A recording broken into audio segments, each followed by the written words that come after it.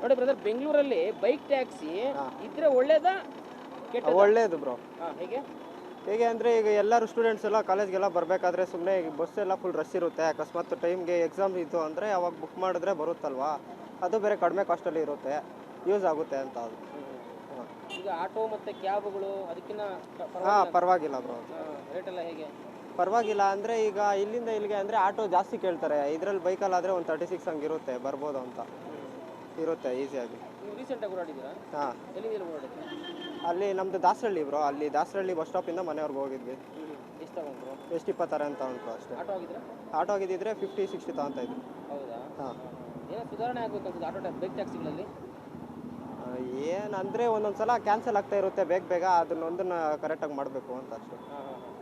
Bike taxi ಬೇಕು ಅಂತೀರಾ? ಇರಬೇಕು ಅಂತ. ನಮ್ಮ ಹೆಸರು ಸರ್? ನನ್ನ ಹೆಸರು ಶಿವಶಂಕರ್ ಅಂತ.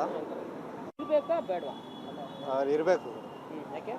ನೈಟ್ ಹೊತ್ತು ಈಗ ಆಟೋಗಳೆಲ್ಲ ಸಿಗಲ್ಲ ಒಂದೊಂದು ಏರಿಯಾದಲ್ಲಿ, ಅವರೆಲ್ಲ ನೈಟೆಲ್ಲ ಮನೆಗೆ ಹೋಗಿರ್ತಾರೆ. ಈ ಕ್ಯಾಬ್ ಆದರೆ ಬುಕ್ ಮಾಡ್ಕೊಂಡು ಬರ್ಬೋದು.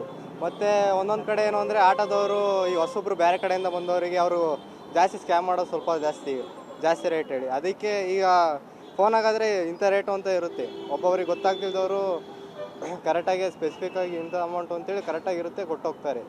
ಇನ್ನಾಂದರೆ ಆಟೋದವ್ರು ಒಬ್ಬೊಬ್ರು ಜಾಸ್ತಿ ಹೇಳ್ತಾರೆ, ಗೊತ್ತಿರಲ್ಲ ಹೊಸಬ್ರು, ಸುಮ್ಮನೆ ಅವ್ರ ಹತ್ರ ದುಡ್ಡಿದ್ದು ಮಾಡ್ತಾರೆ. ಅದಕ್ಕೆ ಒಂಚೂರು ಟ್ಯಾಕ್ಸಿ ಒಂಚೂರು ಪರವಾಗಿಲ್ಲ. ನೈಟ್ ಹೊತ್ತು ಬೇರೆ, ನೈಟ್ ಹೊತ್ತೆಲ್ಲ ಓಡಾಡೋಕ್ಕೆ ನೀವು ಆಟೋದಲ್ಲಿ ಎಲ್ಲ ಕಡೆಯೂ ಸಿಗೋದಿಲ್ಲ.